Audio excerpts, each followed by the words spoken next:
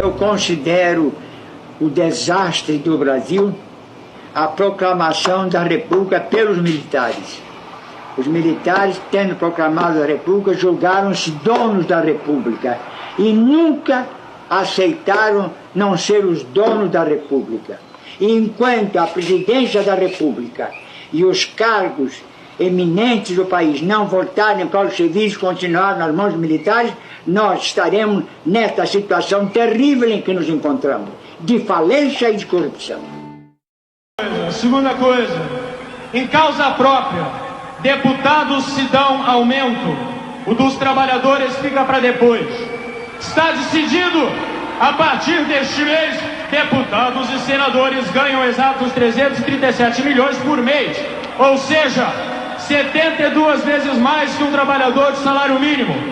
O novo valor fica por conta do reajuste de 33,67%, aprovado na quinta-feira 8, pelos parlamentares que pegaram carona no reajuste do funcionalismo público.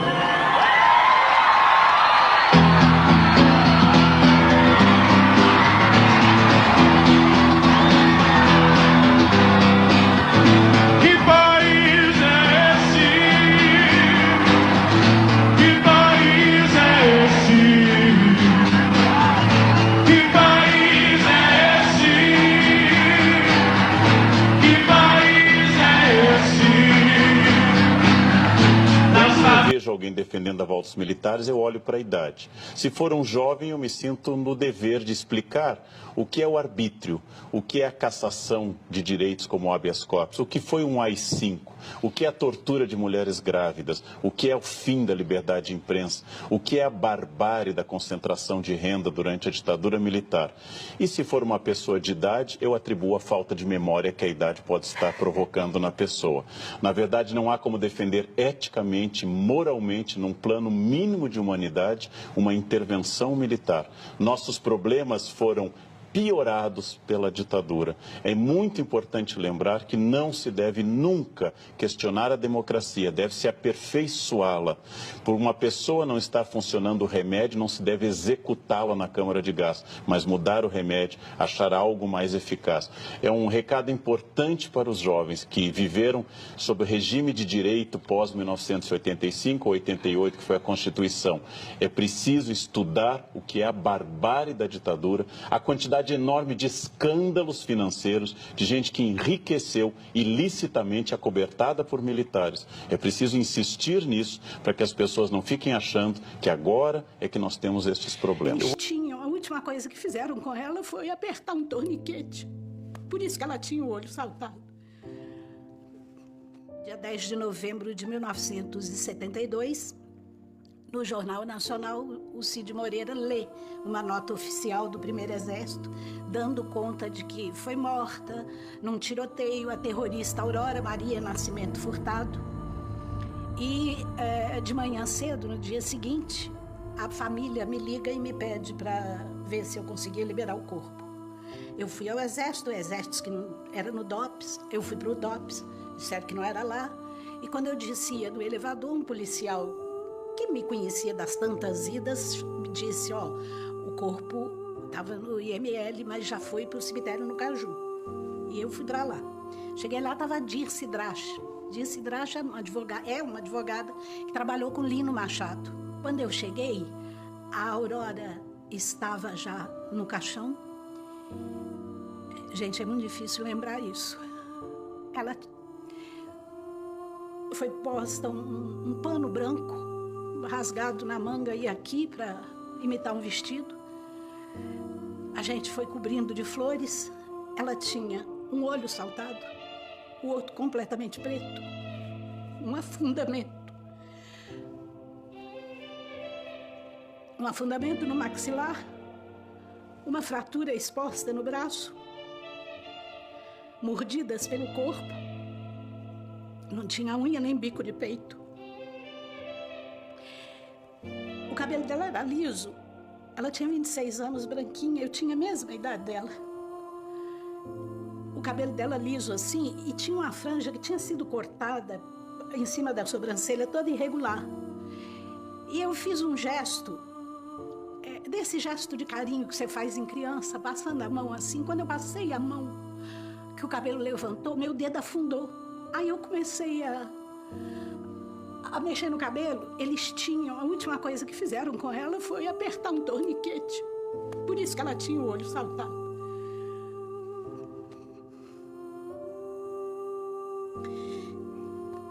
Quer dizer, a única prova é a minha palavra e a da Dirce. O pior disso é que eu tenho certeza que os homens que fizeram isso com ela eram os mesmos que estavam lá até a ambulância sair com o corpo dela para São Paulo.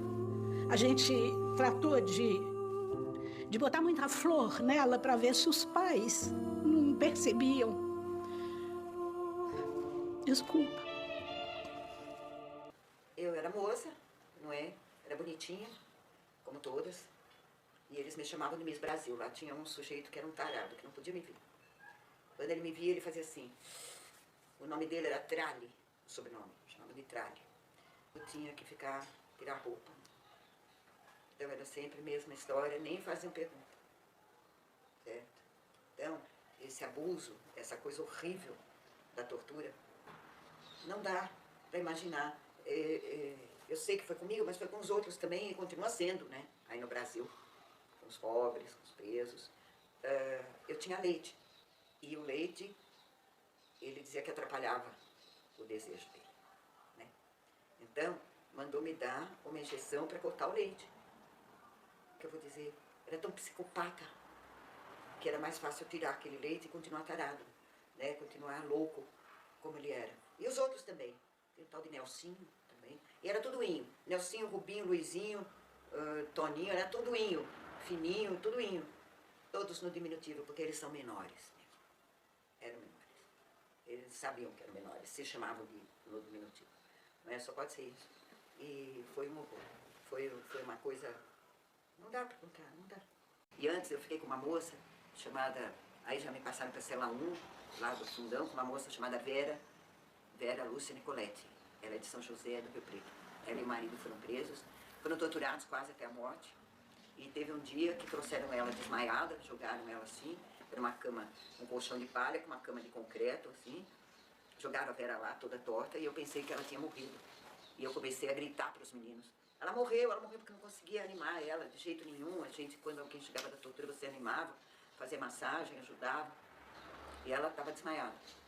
Aí eles vieram buscar ela, assim levaram no colo e foram embora. E eu perguntei para um daqueles guardas que ficavam ali, não sei se era do exército. Falei, onde é que levaram a Vera? Eu só sabia Vera, o nome dela, não sabia nada dela. Ela era mais moça que eu um pouco, eu tinha 23. Cadê a Vera? Cadê a Vera? Aí ele falou assim, levaram ela lá para uma sala dos investigadores onde tem os beliches, ela está lá. Claro que eu não acreditei. Nunca mais vi a Vera. Depois esse mesmo guarda voltou e disse assim, ó, a moça aí foi para o hospital militar. Eu achei que ela tinha morrido. Aí 30 e tantos anos depois, ela me escreveu um e-mail, você por acaso esteve no DOPS, tal, eu sou a Vera. Eu me lembro que quando eu li, eu tremia inteira, eu tremia. E até hoje falar dela é uma coisa tão, sabe? O que eles fizeram comigo no DOPS também, não pode fazer porque não pode nem apagar de tão pecado. Não é porque é comigo, mas eles levaram meu filho 2 vezes lá, me ameaçando, dizendo que eu queimar ele, que eu quebrar. E eu lá na cela e desenganando, né, minha sogra, foram buscar dizendo que eu ia ter visita, eu e meu marido. E no fim, eu pude ver mesmo ele lá, e ainda eu abracei minha sogra e falei, não traz mais ele, some ele, pelo amor de Deus. Então, levaram meu filho lá, um bebê, para fazer isso. Eles faziam isso com todas as mães, depois fiquei sabendo.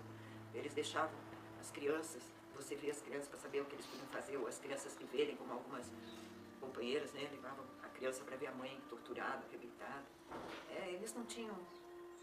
Não é escrúpulo, é pior. Não sei explicar. É mais do que isso, é pior. Eles eram muito boçais, animalistas. Eles também não tinham a menor noção do que perguntariam ou não, porque o delegado sacou, mas eles... E aí eu me lembro que teve uma hora... já fui barra pesada porque eles eram muito violentos e me estupraram com cacetete. Aí estira, não te dá porrada, mas te põe um jacaré em cima de você. É tortura. O jacaré é jacaré? O jacaré. Tortura deve fazer tortura, não. São choquezinhos. O jacaré não fazia nada. O jacaré minimizam, entendeu? Aquilo não é nada. Aí botava o jacaré na tua... Pra cada um tinha um nome. Pra mim era Marighella. O jacaré? É. Pro outro era o Amaro. O jacarezinho. Aí botava no teu corpo. Então você vai dizer, não é porrada o tempo todo, mas é tortura. Não, humilhação, é sacanagem, humilhar o outro na tua frente, é fazer isso, não sei o quê, é não te deixar dormir. É tortura, é um ambiente de terror. Eu acho a maior graça quando terroristas foram eles. Eles foram verdadeiros terroristas, era terror. Fora terror com as famílias, com os amigos. Chefe de trabalho, a pessoa foi presa também, foi torturada. Crianças torturavam pais na frente de crianças, terror total. Terror. Era um dos objetivos bem claros, era aterrorizar. Não só quem estava sendo preso, mas de preferência a população. O sentimento é de vitória, sabe? Mas ter filho depois. A mim me disseram que eu não ia poder ter filhos. Tinha um útero infantil retrovertido que eu não ia nunca poder ter filhos. O Amilcar Lobo, psicanalista lá, psiquiatra, médico, claro, você tem 21 anos. Ela disse que você não vai poder ter filhos. E você faz a quase 4 que ninguém mais pode te examinar. O cara é médico, o cara é torturador, o cara é o quê? O cara é do exército, mas ele é médico. Mas por que ele teria dito isso se não fosse verdade? Será que eu não vou poder ter filhos? Você ter filhos. Eles tinham um jacaré também, que botava em cima do seu corpo, você ficava nu com o jacaré em cima. A barra mais pesada pra mim é a coisa dos pau de arara misturado com choque elétrico, né? Aquela coisinha tipo, você fica amarrado, eles amarram suas mãos, seus pés, se penduram no pau, né? No ferro, aliás, você fica pendurado ali. E aquilo demora também um tempão. E o choque elétrico é um telefone de campanha que eles têm 2 fios, né? Eles amarravam no dedo do pé e outro ficavam passando pelo teu corpo nos mais variados lugares. E com requinte, né? E vamos molhar ela para o choque pegar mais. Aí jogava água. E aquele choque também tem gradação, né? Então eles começavam mais lento, aumentando. Você vai achando que vai morrer também, né? O coração não vai aguentar, porque o negócio vai dando... Você vai se encolhendo todo. Por isso que eu fiquei, inclusive, com essa coisa paralisada, né? Porque você vai se contraindo. Aí para o choque, né? Você dá aquela relaxada e de novo você vai se contraindo. É alucinante. E depois de um tempo que eu estava lá, já assim, estava lá quase 2 meses, eles deram aula de tortura comigo. A cobaia de aula de tortura. Para vocês que estão estudando, que vão ser professores, é realmente inacreditável. Você imaginar que você foi objeto de estudo de um grupo de torturadores, né? Vários oficiais. Eles me desceram da cela, né? Eu já estava, aí nesse momento eu estava com várias presas políticas, né? E eles falaram, ela vai descer. Quando eu ia descer eu já sabia que era alguma coisa grave, né? Só que eu não sabia que era uma aula. Quando eu tirei o capuz, eu vi que tinham vários homens, uns 40, 50, e eles começam a me dizer, não é mesmo, você vai estar dando aula de tortura, te explicando ali.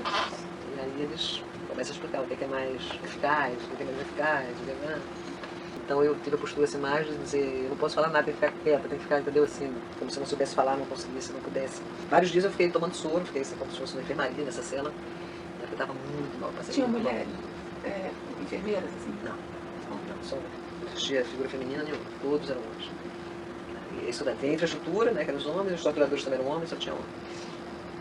E as próprias vítimas, muitas também não tinham clareza que elas tinham sido vítimas de violência sexual. Para trabalhar essa questão, a gente usou padrões estabelecidos pela Organização Mundial de Saúde, que tem definições sobre o que é violência sexual, e era necessário explicitar muito isso para que as vítimas, então, elas conseguissem perceber que foram vítimas de violência. Então, por exemplo, uma senhora que foi vítima da ditadura e ela perguntou, por que vocês colocaram que choque nos mamilos é violência sexual?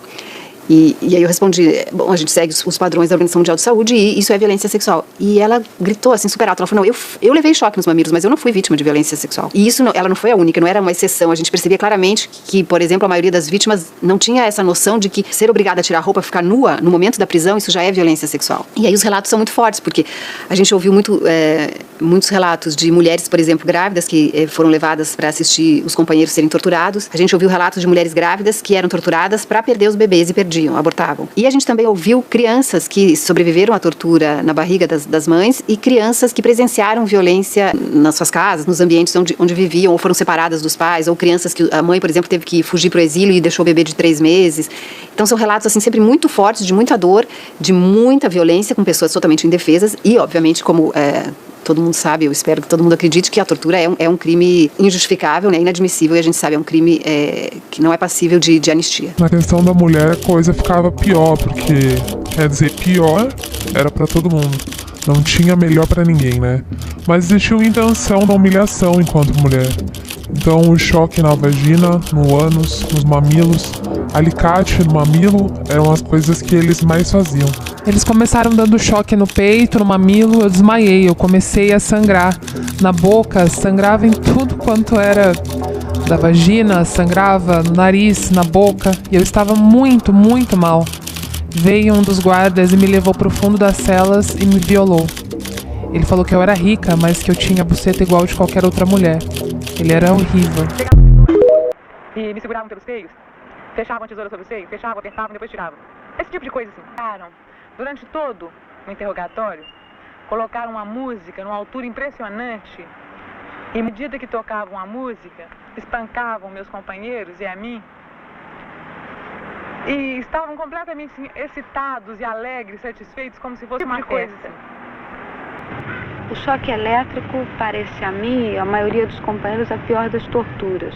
Muitos companheiros defecam, urinam e inclusive ejaculam sob o efeito do choque. Agora, o choque é corrente contínua, não é um pequeno choque de 1 minuto. Há um companheiro que ficou no Brasil que sofreu um choque contínuo durante 20 minutos. Era pior que a tortura psicológica? Ou... Sim, eu sofri um tipo de tortura psicológica, como vários outros.